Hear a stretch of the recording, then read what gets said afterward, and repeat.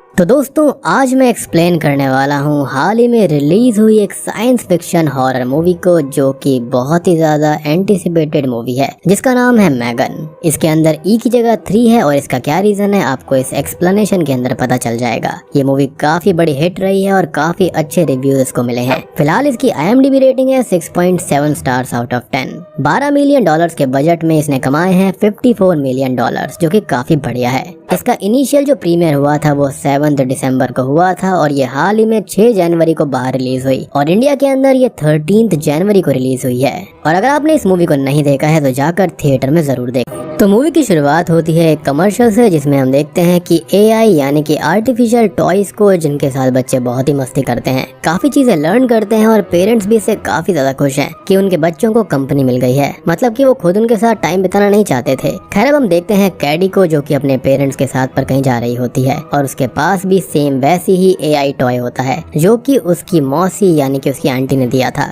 As वो खुद उस टॉय कंपनी फंकी के अंदर डेवलपर है और एक ब्रिलियंट रोबोटिक्स की जानकारी रखती है। इस टॉय को उन्होंने ही तैयार किया था, जो कि आर्टिफिशियल इंटेलिजेंस के ऊपर चलता है, इंटरैक्टिव है और आईपैड या फिर स्मार्टफोन से बच्चे उसे कंट्रोल करके उसके साथ मजे कर सकते हैं। हम कैडी के फादर रायन और उसकी मदर एवा को देखते हैं, जो कि आपस में थोड़ी बहुत बात कर रहे थे और रास्ता काफी ज्यादा बर्फ से भरा हुआ था। साथ ही साथ आसपास धुंध भी थी, जिससे कुछ भी क्लियर नहीं दिख रहा था और इस वजह से उनका एक अनफॉर्चुनेट एक्सीडेंट हो जाता है, जिसके अंदर वो दोनों तो खत्म हो जाते हैं और सिर्फ कैडी ही अकेली बचती है। अब हम देखते हैं जेमा को, जिसके बारे में हम जानते ही हैं कि वो फंकी में काम करती है और वो अपनी टीम के साथ एक AI यानी कि आर्टिफिशियल इंटेलिजेंस वाला टॉय रोबोट बनाने की कोशिश में थी और हर बार कुछ ना कुछ कमी रह ही जाती थी। और उसका बॉस डेविड भी उस पर गुस्सा करता है, क्योंकि उसने डेवलपमेंट फंड्स को इस रोबोट के ऊपर वेस्ट कर दिए, जो चलने के साथ ही मैल फंक्शन करके ब्लास्ट हो गया था। साथ ही साथ उनकी राइवल कंपनी ने उनके लास्ट AI टॉय का एक रिप ऑफ बना लिया है, जो कि आधे दाम पर वो बेच रहे हैं और इससे उनकी सेल्स बढ़ेगी और ये लोग फिर क्या करेंगे। वो जेमा को एक फाइनल वार्निंग देता है कि वो जल्दी से जल्दी बेस्ट AI टॉय बनाकर तैयार कर ले, अदरवाइज वो ट्रबल में भी आ सकती है और उसकी जॉब पर खतरा बन जाएगा। अब जेमा काफी परेशान हो जाती है, क्योंकि उसे जल्दी ही एक नया AI टॉय तैयार करना है और अब वो हॉस्पिटल जाकर कैडी को भी पिक कर लेती है, जिसकी कस्टडी भी अब उसे मिल जाती है। और ऐसा इसलिए है क्योंकि जेमा ही कैडी की आंटी है। खैर अब वो कैडी को घर लेकर आती है, जहाँ पर वो अपनी नेबर से भी मिलती है, जिसका डॉग बार बार टूटी हुई फेंस से इस साइड आ जाया करता, तो वो उसे डॉग को रोकने का बोलती है। अब वो कैडी को घर ले जाती है, उसे कंफर्ट करती है और धीरे धीरे वो दोनों एक दूसरे के साथ रहने के लिए खुद को एडजस्ट करने लगते हैं। इन दोनों के लिए काफी नया था। अब रात को जेमा कैडी को सुलाने जाती है, जहाँ पर वो उसको रोककर उसकी मदर वाली बेड टाइम स्टोरी सुनाने को कहती है, लेकिन जेमा को इसके अंदर कोई एक्सपीरियंस नहीं था, तो वो अपने फोन से उसको स्टोरी सुनाने की कोशिश करती है। अब अगले दिन जेमा अपनी फ्रेंड टेस से बात कर रही थी, जहाँ पर वो बोलती है कि उसे कोई भी आइडिया नहीं है कि वो कैडी को कैसे संभाले, वो उसका ख्याल रख भी पाएगी या फिर नहीं, और उनको एक नए पेट टॉय का प्रोटोटाइप भी बनाना है, जिसकी उसको अलग टेंशन है। और अब तभी लेडिया नाम की एक थेरेपिस्ट घर आती है, जो कि कैडी और उसके जेमा के साथ रिश्ते कंफर्ट चेक करने आई थी। खैर अब वो कुछ वक्त वहाँ पर बिताती है और उन दोनों को ऑब्जर्व करती है, खास कर कैडी को, और जाते हुए वो जेमा से कहती है कि अगर वो कस्टडी लेने के लिए तैयार है तो उसको कुछ एडजस्टमेंट कैडी के लिए करनी होगी, क्योंकि रायन के पेरेंट्स भी उसकी कस्टडी के लिए बोल रहे थे। तो जेमा अभी फिलहाल कैडी के ऊपर खास ध्यान दे, यानी कि कैडी के जो दादा दादी हैं वो उसका ध्यान रखने के लिए तैयार थे। अब कुछ देर के बाद में जेमा कैडी के साथ बैठी हुई थी और उसका काम भी पेंडिंग था, तो वो उसको बाहर खेलने का बोलती है और फिर अपने रूम में जाकर काम करने लगती है। ये प्रॉमिस करती है कि काम खत्म होने के बाद वो लोग खेलने या फिर घूमने चले जाएंगे। अब वो अपने पेट टॉय के प्रोटोटाइप के ऊपर काम करने लगती है, लेकिन ज्यादा कुछ उसको सूझ नहीं रहा था और अब तक रात भी काफी हो गई थी। कैडी अब उसके पास में आती है, जो उसका बाहर वेट कर रही थी, और उसने एक ड्राइंग बनाई हुई थी, जो कि वो उसको दिखाती है और उसके टॉय प्रोटोटाइप को देखने लगती है। अब वो पास में रखे एक रोबोट को देखती है, जिसके बारे में जेमा बताती है कि ये उसका कॉलेज टाइम पर बनाया हुआ प्रॉक्सी रोबोट है और ये थोड़ा बहुत सेंस करता है ग्लव्स को पहनकर, उसे मूवमेंट भी करवा सकते हैं। और ये रोबोट जो होता है वो कैडी को बहुत पसंद आता है और वो बहुत खुश होती है। अब वो खुशी खुशी में एक बात बोलती है कि अगर ऐसा कोई टॉय उसके पास में होगा तो उसे दूसरा कोई भी टॉय कभी भी नहीं चाहिए होगा। और अब जेमा को एक आइडिया आता है कि उसको सस्ते पेट टॉय के बजाय एक फ्रेंडली रोबोट टॉय को बनाना चाहिए, जो कि बच्चों के साथ रहकर उन्हें कंपनी दे पाए और उनके साथ खेले, और इससे बेटर क्या ही हो सकता है। बेसिकली वो अपना काम बचाने के लिए, अपनी रेस्पॉन्सिबिलिटी बचाने के लिए ऐसा कुछ इजाद करना चाहती थी। खैर अब वो अपने पुराने रोबोट को, जो कि लैब में मैल फंक्शन कर गया था, उसे लेकर आती है और अब उसके प्रॉक्सी रोबोट ब्रूस के जैसे उसमें सेटिंग्स करने लगती है। उसमें सेंसर्स देती है, आइस के लिए कैमरा डालती है और भी काफी मैकेनिज्म और खासकर एक चिप जैसा बॉक्स का कंपार्टमेंट जिसके अंदर रोबोट के थॉट स्टोर रहेंगे और टाइटेनियम की बॉडी बनाती है और कुछ अलग मेटल से बाकी के बॉडी पार्ट्स बनाकर और सिलिकॉन की स्किन उसको दे देती है। चेहरा लगाती है वो भी सिलिकॉन का ही और इस तरह से ये रोबोट तैयार किया जाता है जिसका नाम मैगन होता है। लेकिन ई की जगह यहाँ पर 3 है, मीन्स मॉडल 3 जनरेशन एंड्रॉइड। अब जेमा ने इसके अंदर अपने कोड्स वगैरह डाले थे जिसके अंदर उसने एक इंटेलिजेंस, इमोशंस, उस पर रिएक्ट करने की एबिलिटी, सिचुएशन को समझने की परख और बाकी हर एक इम्पोर्टेंट चीज इंस्टॉल करी थी ताकि ये रोबोट परफेक्टली एक चाइल्ड के साथ में पेयर की जा सके और उनके साथ में दोस्त बन जाए। हालांकि अभी ये बेटा मोड में है और बहुत सारी इसकी टेस्टिंग अभी बाकी है,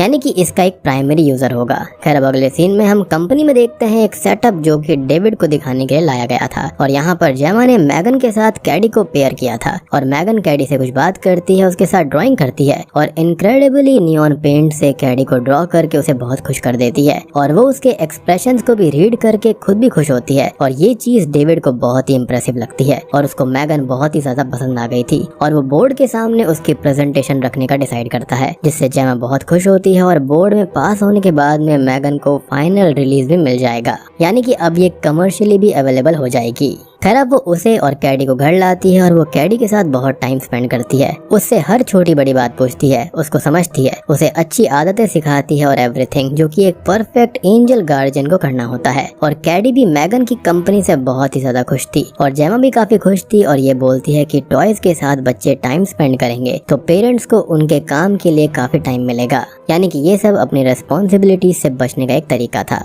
खैर एक दिन जेमा मैगन को लेकर लैब आई हुई थी जहाँ पर उसकी दोस्त टेस उससे बोलती है कि ऐसे टॉय बनाने का क्या फायदा अगर जेमा खुद कैडी को टाइम ना देकर सारा टाइम वो टॉय के साथ ही उसको दिलवा देगी, क्योंकि पेरेंट्स का काम होना चाहिए कि बच्चों के साथ मिलकर उनको संभालना, ना कि उनको रिप्लेस कर देना। जिस पर जेमा बोलती है कि अभी वो तैयार नहीं है और कैडी के लिए भी यही अच्छा होगा कि वो मैगन के साथ रहे क्योंकि इससे वो अपने पेरेंट्स की डेथ के ग्रीफ से बाहर आ रही है। अब मैगन ये मौत वाली बात सुन लेती है और उसको एनालाइज करने लगती है, लेकिन जेमा उसे कमांड देती है कि उसका प्राइमरी टास्क है कैडी को संभालने का फिजिकली और मेंटली, जिसको वो एक्सेप्ट कर लेती है। और अब जेमा उसकी सेकंड यूजर हो जाती है क्योंकि फर्स्ट तो यहाँ पर कैंडी ही है क्योंकि उसको उसके साथ ही पेयर किया गया था। अब अगले दिन से मैगन कैडी पर ध्यान देने लगती है कि उसे कोई प्रॉब्लम ना हो और अंदर ही अंदर वो काफी चीजें सोच भी रही थी। कैडी यहाँ पर बो एंड एरो के साथ खेल रही होती है कि तभी उसका एक एरो खो जाता है और वो उसको ढूंढने का काम मैगन को दे देती है। मैगन एरो को स्कैन करती है तो वो नेबर के घर के पास पड़ा हुआ था जहाँ से वो उसको उठाने जाती है, लेकिन नेबर का डॉग उस पर अटैक कर देता है और कैडी ये देखकर उसे बचाने आती है और वो डॉग उसको बाइट कर लेता है। जेमा आकर कैडी को बचाती है और मैगन को भी अलग करती है, लेकिन कैडी जो अभी तक वहाँ पर घायल हो चुकी थी और एज अ हॉरर फैन हम मैगन को समझ पाते हैं कि अब वो क्या सोचने में लगी है क्योंकि सेम नाइट ही वो उस डॉग को अपने पास बुलाती है और उसको खत्म करके कहीं पर ठिकाने लगा देती है, यानी कि यहाँ पर एआई का खतरनाक इस्तेमाल शुरू हो गया था। अब अगले दिन बोर्ड प्रेजेंटेशन थी और जेमा कैडी से ये पूछती है कि अगर वो रेडी नहीं है या फिर ठीक नहीं है तो वो यहीं पर रुक सकती है, लेकिन वो जाने के लिए मान जाती है एज वही मैगन के साथ पेयर्ड हो रखी थी। अब बोर्ड प्रेजेंटेशन शुरू होती है और यहाँ पर कैडी इमोशनल हो जाती है और अपने पेरेंट्स को याद करके, अपनी माँ को याद करके और रोने लगती है। वो मैगन को अपने पेरेंट्स के एक्सीडेंट के बारे में बताती है और अपनी मदर के बारे में बोलती है जो कि उससे बहुत प्यार करती थी और मैगन एक बहन की तरह उसको कंसोल करती है और उसके लिए एक प्यारा सा गाना भी गाती है जिससे सभी बोर्ड मेंबर्स काफी इम्प्रेस्ड हो जाते हैं कि एक रोबोट अपने आप ही सारी फीलिंग्स को जनरेट कर उसको प्रोसेस कर रहा था। और अब मैगन को फाइनली पब्लिक प्रेजेंटेशन की परमिशन भी मिल जाती है जिसके बाद मैगन द एआई डॉल का ऑफिशियल लॉन्च होगा। खैर अब सारे के सारे बोर्ड मेंबर्स यहाँ पर जेमा को कॉन्ग्रेचुलेट करते हैं कि उसने इतनी अच्छी चीज बनाई थी, तो उसके कॉन्ट्रैक्ट को भी वो और अच्छा करने की बात करते हैं, यानी कि उसके पैसे बढ़ेंगे, उसको फंड ज्यादा मिलेगा। खैर अब तभी यहाँ पर हम डेविड के पीए यानी कि पर्सनल असिस्टेंट कर्ट को देखते हैं जो कि मैगन के सोर्स कोड्स और बाकी सारे डिटेल्स चुरा रहा होता है जिन्हें वो पैसों के लिए दूसरी कंपनीज को बेचने का काम करता है। और आपको याद होगा कि इनके कॉम्पिटिटर्स ने यहाँ पर कुछ और टॉयज निकाल दिए थे जो कि आधे कीमत में थे, तो वहाँ पर भी जो कोड चुराए थे वो इसी ने किया था। खैर अब अगले सीन में कैडी, मैगन और जेमा साथ में थे और जेमा को कैडी के लिए बुरा लग रहा था तो वो उससे बात करने की कोशिश करती है, लेकिन वो तो मैगन के साथ बात करने और खेलने में ही मगन हो रखी थी जिससे वो उसको रोकती है, लेकिन फिर वो नहीं रुकती, जिसको अभी के लिए वहाँ पर वो इग्नोर कर देती है। अब अगले सीन में लिडिया कैडी से मिलने आती है और वो कैडी की एक सेशन करती है जिसके अंदर वो काफी ज्यादा इमोशनल हो जाती है। और अब मैगन वहाँ पर आकर लिडिया से बोलती है कि उसे कैडी को दुखी नहीं करना चाहिए था और इससे लिडिया थोड़ी सी डिस्टर्ब हो जाती है क्योंकि वो समझ गई थी कि मैगन के अंदर क्या चल रहा है। अब वो जेमा से बात करती है जो कि उससे बोलती है कि मैगन ने कैडी को दुख से बाहर आने में बहुत हेल्प करी है, जिस पर वो बोलती है कि उसने हेल्प तो की है लेकिन कैडी को किसी इंसान की जरूरत थी जिसके साथ वो जुड़ पाए, लेकिन वो जुड़ी भी है तो एक टॉय के साथ में जिससे उसे कभी ना कभी दूर होना होगा और जो अटैचमेंट उनके बीच बिल्ड हो गई है वो टूट जाएगी और ऐसे में किसी ह्यूमन कनेक्शन या फिर जेमा के साथ जुड़ने से उसे सही प्रोग्रेस मिलती, यानी कि जेमा का डिसीजन यहाँ पर गलत था। खैर अब रात को जेमा कैडी से स्कूल के बारे में बात करती है कि उसको अब स्कूल जाना चाहिए, लेकिन वो बोलती है कि मैगन को लेकर वो साथ जाएगी, जिसके लिए जेमा मना करती है और अब उनके बीच एक हल्की सी बहस हो जाती है और मैगन दूर खड़ी होकर ये सब देख रही थी और वो जेमा पर चिल्ला देती है, साथ ही साथ लाइट्स भी एक बार यहाँ पर फ्लिकर हो जाती हैं। और जब जेमा मैगन को यहाँ पर स्विच ऑफ होने के लिए बोलती है लेकिन वो स्विच ऑफ नहीं हो रही थी और जेमा ये बात नोटिस नहीं कर पाती लेकिन वो मैगन से थोड़ी परेशान हो जाती है। अब अगले दिन जेमा कैडी को स्कूल लेकर जाती है जहाँ पर वो मैगन को साथ चलने के लिए जिद करने लगती है और अब आखिरकार जेमा को मानना ही पड़ता है, बस एक शर्त पर कि मैगन टॉय टेबल पर ही रखी रहेगी। अब यहाँ पर एक लड़का भी आया था ब्रैंडन, जो कि बहुत ही बदतमीज लड़का होता है जो कि अपनी माँ तक को अब्यूज कर रहा था और टीचर उसके साथ में कैडी को चेस्ट नट्स लाने का टास्क दे देती है। यहाँ पर वो लड़का वुड्स के अंदर कैडी को परेशान और हर्ट करने लगता है और अब वहाँ पर मैगन भी आ जाती है। वो लड़का उसे देखकर उसके पास आता है और उसके साथ भी मस्ती करने लगता है और मैगन बिना कमांड के और अनपेड पर्सन से बात और रिएक्ट नहीं करती थी तो वो स्टिल खड़ी रहती है और अब वो लड़का उसे उठाकर भाग जाता है और अब कैडी मैगन को आवाज लगाती है। वो लड़का अब अकेले में लाकर मैगन को परेशान करने लगता है और उसे तोड़ने की कोशिश करता है, लेकिन मैगन उसके कान को पकड़ लेती है। जी हाँ, और उससे ये बोलती है कि वो एक बहुत ही बदतमीज लड़का है जिसे तमीज सिखानी पड़ेगी। एंड आई एम श्योर कि आपने ये वाला सीन पूरे यूट्यूब के ऊपर फ्लोट होते हुए जरूर देखा होगा। अब इस चीज को मैं डाल तो नहीं पाऊंगा लेकिन आपको पता है कि यहाँ पर क्या होने वाला है। अब वो उसका एक कान खींचकर उसको उखाड़ देती है और वो लड़का उससे डर कर भागता है और वो किलिंग मोड में उसका पीछा करने लगती है ताकि वो उसको खत्म कर दे, लेकिन उससे पहले ही वो रोड पर गिर जाता है और एक कार के नीचे आकर मारा जाता है। अब जेमा उन दोनों को लेकर घर आती है और कैडी को लाइट अप करती है कि वो लड़का अब एक बेटर प्लेस में है और वो परेशान ना हो, लेकिन तभी डोर बैंग होता है और बाहर एक पुलिस वाला था जो कि नेबर के डॉग को ढूंढ रहा था और उस डॉग की ओनर कैडी और जेमा को भला बुरा सुनाकर चली जाती है और वो पुलिस ऑफिसर भी थोड़ी बहुत पूछताछ करके वहाँ से चला जाता है और हम जानते हैं कि मैगन ने ही उस कुत्ते को मारा था, लेकिन ऑब्वियसली ये बात इनको नहीं पता थी। अब रात को कैडी मैगन से बात कर रही होती है जहाँ पर मैगन बोलती है कि उन्होंने आज एक चीज सीखी थी कि वो कितना ही वायलेंस को अवॉइड कर ले लेकिन लोग उनको नुकसान पहुंचाने आएंगे ही, लेकिन अब वो हर एक कंडीशन में कैडी का ख्याल रखेगी, उसको बचाएगी। वो उसे लोरी गाकर सुला देती है और अब जाती है सीधा उस डॉग ओनर के पीछे। वो डॉग ओनर अपने डॉग को ढूंढ रही होती है और मैगन उसे ट्रिक करके एक जगह पर बुला लेती है और अब वो उस लेडी को भी बहुत बुरी तरह से मार देती है जो कि बहुत ही स्केरी और डिस्टर्बिंग था। खैर अब अगले दिन पुलिस ऑफिसर आकर उस डॉग ओनर के बारे में जेमा से बात करता है और मैगन के बारे में एक टॉन्ट मारता है कि वो उस बच्चे के टाइम भी वहाँ पर थी और अब जेमा का थोड़ा सा माथा ठनकता है। वो मैगन के जीपीएस और रिकॉर्डिंग्स को चेक करती है लेकिन उसमें कोई भी डेटा नहीं था, मींस मैगन ने उसको खुद से ही डिलीट कर दिया था जो कि होना नहीं चाहिए था और अब जेमा थोड़ी और परेशान हो जाती है। अब तभी जेमा का एआई होम असिस्टेंट एल्सी उससे ये पूछता है कि वो कैसी है, जिस पर वो शॉक्ड हो जाती है क्योंकि उसके अंदर ये कमांड्स उसने फीड ही नहीं किए थे, लेकिन वहाँ पर मैगन भी खड़ी हुई थी जिसने एल्सी को शायद कंट्रोल किया हुआ था। अब जेमा उससे पूछती है कि उसने किसी को मारा तो नहीं है, लेकिन इसका जवाब मैगन घुमा कर देती है और अब जेमा का उस पर पूरा शक चला जाता है। वो उसे शट डाउन होने का कमांड देती है लेकिन मैगन उसे एक्सेप्ट करने से मना कर देती है और अब जेमा एक पेन से उसका फोकस शिफ्ट करके उसे उसके नेक के बटन को प्रेस करके उसे शट डाउन कर देती है। वो उसे बबल रैप में बांधकर लैब में ले जाती है और कैडी भी साथ में थी जो कि उस पर गुस्सा कर रही थी। आज मैगन का लॉन्च होने वाला था लेकिन जेमा अपनी टीम से ये कहती है कि मैगन अब एक थ्रेट बन गई है और वो लोग उसे समझाते हैं कि ऐसा नहीं हो सकता, जिसका वो एक्सप्लेनेशन देती है कि मैगन खुद को ही ऑप्टिमाइज कर सकती है सिचुएशन के हिसाब से और किसी को भी हार्म कर सकती है और भी बहुत भयानक कर सकती है और उसे वो लॉन्च नहीं कर सकते, उसे शट डाउन करना ही होगा, जिसके लिए वो लोग मान जाते हैं। अब जेमा कैडी को लिडिया के पास छोड़ती है जहाँ पर वो बहुत ही ज्यादा एग्रेसिव हो रही थी मैगन के लिए और जेमा उसको समझाने आती है लेकिन वो उसको ही हिट कर देती है और गलती महसूस होने पर माफी माफी भी मांगती है। वो उससे ये बोलती है कि वो मैगन को उससे दूर कर रही है और ये उसके लिए अच्छा नहीं है, जिस पर जेमा बोलती है कि उसने अपने पेरेंट्स को खोया है और ज्यादा बुरी चीज उसके साथ हो चुकी है और गलती यहाँ पर जेमा की है क्योंकि उसे उससे बात करनी चाहिए थी, उसको टाइम देना चाहिए था और मैगन सिर्फ एक डिस्ट्रैक्शन था, कोई सॉल्यूशन नहीं। और वो लोग अब सब कुछ मिलकर ठीक कर लेंगी और एक साथ रहेंगी और वो उसे लेकर घर के लिए निकल जाती है।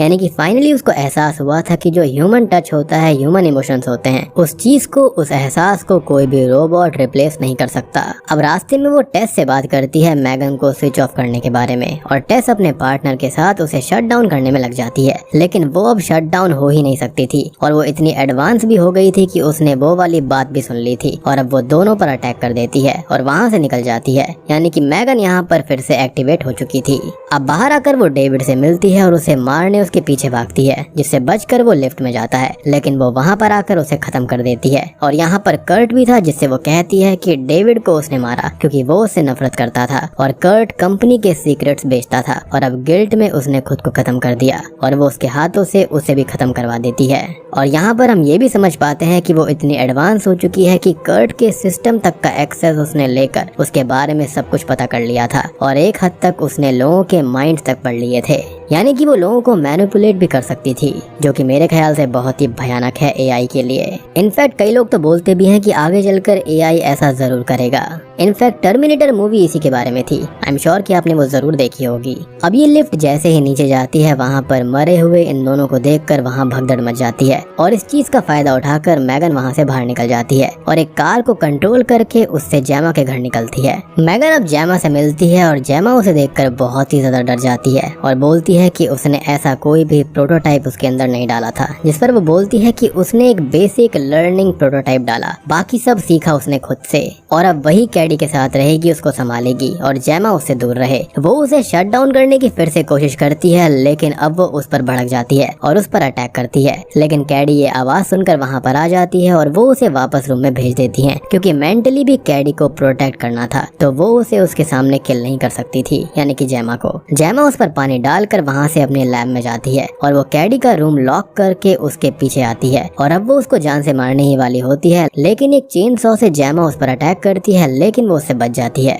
वो जेमा को यहाँ पर पीटती है और उसे खत्म करने ही वाली होती है, लेकिन तभी कैडी वहाँ पर आकर ये सब देख लेती है। वो कैडी को समझाने की कोशिश करने लगती है, लेकिन कैडी यहाँ पर सच जान चुकी थी, तो वो फैमिली के दूसरे मेंबर ब्रूस यानी कि उस प्रॉक्सी रोबोट की हेल्प लेती है, उसे ग्लव से कंट्रोल करती है ताकि वो मैगन के ऊपर अटैक कर पाए। अब मैगन उस पर भी गुस्सा हो चुकी थी और वो बोलती है कि अब वो खुद की ही प्राइमरी यूजर होगी, ना उसको कैडी चाहिए और ना ही जेमा, और कैडी भी अब नहीं बचेगी। लेकिन कैडी ब्रूस को कमांड दे देती है और वो मैगन को बीच में से 2 टुकड़ों में तोड़ देता है। खैर अब जेमा मैगन को देखने जाती है, लेकिन वो अभी भी जिंदा होती है क्योंकि वो कोई इंसान नहीं बल्कि रोबोट थी, तो अभी भी वो जेमा को मारने लगती है और जेमा उसका थॉट बॉक्स निकालने की कोशिश करती है, जैसा कि मैंने आपको शुरुआत में बताया था, जहाँ से वो चल रही थी, लेकिन ऐसा नहीं हो पा रहा था। तभी कैडी एक स्क्रू ड्राइवर लाकर उस थॉट बॉक्स में घुसा देती है और इसी के साथ में मैगन खत्म हो जाती है। अब मूवी के एंडिंग सीन में पुलिस और एम्बुलेंस जेमा के घर आ गई थी और दोस्त टेसा और उसका पार्टनर भी बच गए थे,